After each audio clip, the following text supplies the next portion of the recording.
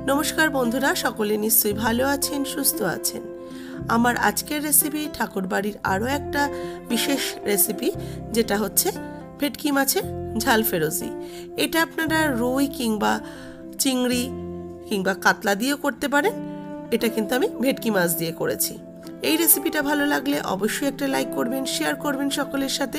আর যারা এখনো সাবস্ক্রাইব করেননি সাবস্ক্রাইব করে নেবেন বেল আইকন সমেত, তাহলে রোজকার ভিডিওর আপডেট সবার আগে আপনাদের কাছে নোটিফিকেশন পৌঁছে যাবে।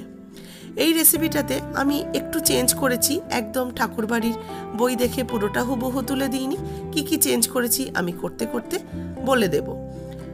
নতুন বন্ধুদের স্বাগত জানিয়ে পুরনো বন্ধুদের পাশে থাকার জন্য ধন্যবাদ জানিয়ে শুরু করব আজকের রেসিপি। Welcome to মিমিজ recipes. এখানে ভেটকি মাছ নিয়েছি, মাছগুলোকে ধুয়ে পরিষ্কার করে রাখা রয়েছে। এর মধ্যে দিয়ে দিলাম নুন পরিমাণ মতো আর হলুদ গুঁড়ো পরিমাণ মতো। দিচ্ছি 1 কাপ মতো ভিনিগারের পরিবর্তে আপনারা লেবুর রসও ব্যবহার করতে পারেন। এবার মাছটাকে ভালো করে আমি মেখে নেব। তবে এই মাছের পিসগুলো সাধারণ মাছের পিসের মতো হবে না, মাছটাকে হবে এরকম ডুমো ডুমো করে কাটা বা টুকরো করে কেটে নেওয়া। তবে হাড় শুদ্ধ মাছই আমি নিয়েছি, মাছের কাটা কিন্তু ছাড়ানো নেই, বোনলেস মাছ নয়। এবার এইটাকে ম্যারিনেট করে মিনিট 5 রেখে দিয়ে আমি এদিকে কড়াইতে তেল গরম করে নেব। তার জন্য সর্ষের তেল দিয়ে দিলাম। তেলটা ভালো করে গরম হয়ে গেলে আমি মাছগুলোকে একটা একটা করে ভেজে নেব। এবার বলে রাখি, এই রান্নাটার মাছটা কিন্তু সেদ্ধ করে নিয়ে করার লেখা রয়েছে। আমি সেদ্ধ না করে মাছটাকে হালকা করে ভেজে নিয়ে তৈরি করছি। 1 নম্বর চেঞ্জ আমি এখানে করেছি, আর সেকেন্ড আরেকটা চেঞ্জ করেছি, সেটাও আমি করার সময় বলে দেবো। তো মাছটাকে খুব বেশি ভাজবো না, মাছগুলোকে আমি একটু হালকা করেই ভেজে নিচ্ছি।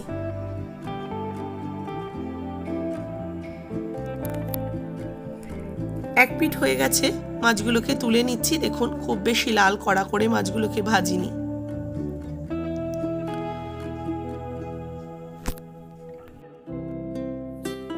বাদবাকি মাছের টুকরোগুলো ঠিক ভেজে নেব।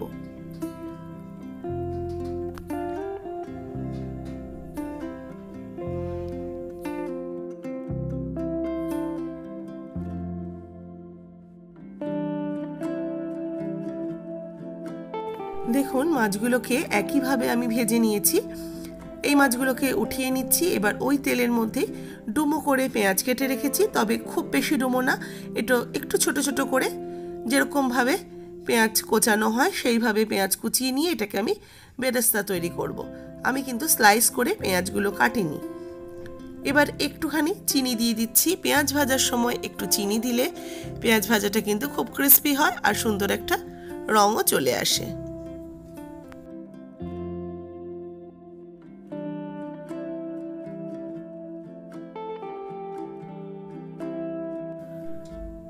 পেঁয়াজগুলো ভাজা হয়ে গেছে, পেঁয়াজগুলোকে আমি তেলটা ছেঁকে একটা ডিশের মধ্যে তুলে রাখছি। তবে পেঁয়াজ এরকম অবস্থাতেই তুলবেন, নাহলে বেশি লাল হয়ে পেঁয়াজগুলো পুড়ে যেতে পারে।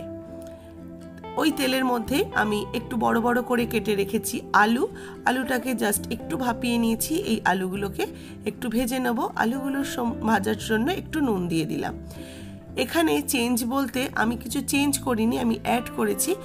আমি রেসিপিটাতে আলুর ব্যবহার দেখিনি, তবে আমি একটু এই রেসিপিটাতে আলু দিয়েছি। আমার মনে হচ্ছে আলু দিলে খেতে ভালো লাগবে, সেই কারণে এটা আপনাদের পছন্দ অনুযায়ী দিতেও পারেন, নাও দিতে পারেন। আলুটা ভাজা হয়ে গেছে, আলুটাকেও আমি তেল থেকে উঠিয়ে নিচ্ছি। এবার ওই তেলের মধ্যে একটা তেজপাতা ফোড়ন দিয়ে দিলাম, দিয়ে দিচ্ছি পেঁয়াজ বাটা। একটা মিডিয়াম সাইজের পেঁয়াজকে বেটে নিয়েছি, আর দিচ্ছি আদা আর কাঁচা লঙ্কা বাটা। এর মধ্যে কিন্তু রসুন নেই, আদা কাঁচা লঙ্কা বাটা দিলাম।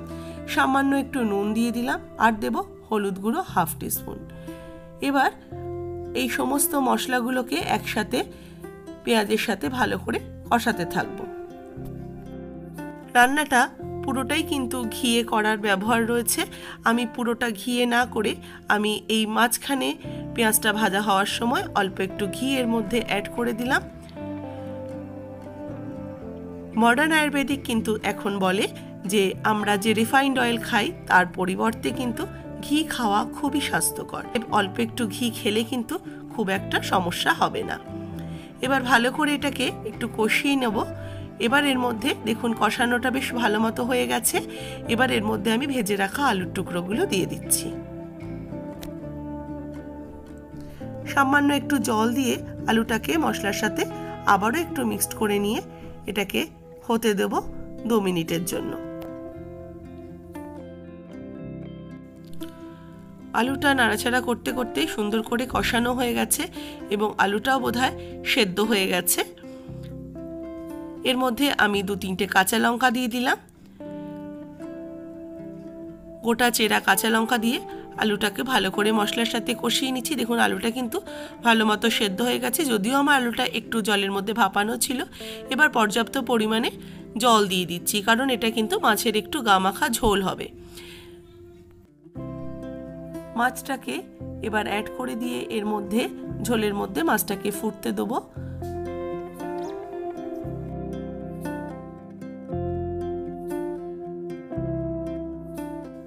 মাছগুলো ভালো করে নাড়াচাড়া করে দিয়ে একটু ঝোলের মধ্যে আমি ভালো করে ডুবিয়ে দিয়েছি। একটু নুনটা চেক করে নিলাম। দেখুন ফুটতে শুরু করেছে। এবার আমি এটা ঢাকা দিয়ে মিনিট 5 একটু মাছটাকে ফুটতে দেব। এর মধ্যে আমি কিছু গোটা মশলা বা হোল স্পাইসেস নিয়েছি, এগুলোকে আমি একটা মশলা তৈরি করে নেব। তার মধ্যে নিয়েছি আমি শাহজিরা, গোলমরিচ, বড় এলাচ, ছোট এলাচ, লবঙ্গ, দারচিনির টুকরো, আর নিয়েছি শাহমরিচ 1 চামচ। আর এগুলো সবই আমার হাফ টিস্পুন করে রয়েছে। আর গোলমরিচ 10-12টা মতো দিয়েছি। এবার এগুলোকে সমস্ত কিছুকে আমি শুকনো খোলায় একটু নেড়ে নেব। দেখুন ভাজাটা হয়ে গেলে বুঝতে পারবেন এই জিরেগুলো কিন্তু ফুটফুট করে আওয়াজ হয়ে ফুটতে থাকবে, আর একদম লো ফ্লেমে রেখে এটা তৈরি করবেন। ভাজাটা হয়ে গেছে, আমি একটা প্লেটের মধ্যে রেখে একটু ঠান্ডা করে নিচ্ছি। তারপরে আমি এটাকে একটা গ্রাইন্ডারের মধ্যে নিয়ে আমি এটা একটা পাউডার তৈরি করে নেব। পাউডারটা তৈরি করা হয়ে গেছে মশলার।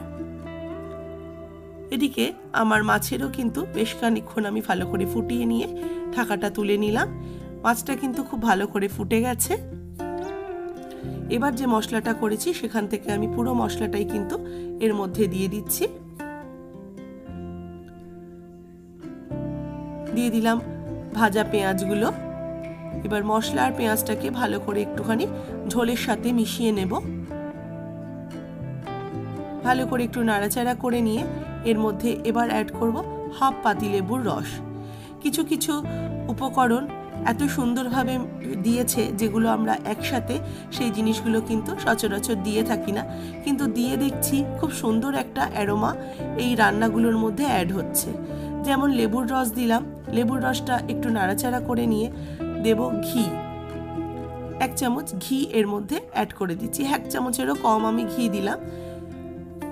লেবুর রসের সাথে সচরাচর আমরা কিন্তু ঘি ব্যবহার করি না, কিন্তু এই রান্নাগুলোতে দেখছি এত সুন্দর কিছু মেলবন্ধন রয়েছে যেগুলোতে রান্নাগুলো একদম অন্যরকম করে তুলছে। কিছুক্ষণ ঢাকা দিয়ে রেখে তারপরে আমি সার্ভ করে নিয়েছি। তৈরি হয়ে গেছে ভেটকি মাছের ঝাল ফেরোজি। অবশ্যই রেসিপিটা ভালো লাগলে একটা লাইক করবেন, শেয়ার করবেন সকলের সাথে। আর যারা এখনও সাবস্ক্রাইব করেননি সাবস্ক্রাইব করে নেবেন পাশে থাকা বেল আইকন সমেত। আর গরম গরম ভাতের সাথে একবার অবশ্যই ট্রাই করুন। কেমন লাগলো আমাকে কমেন্টস বক্সে কমেন্টস করতে কিন্তু ভুলবেন না।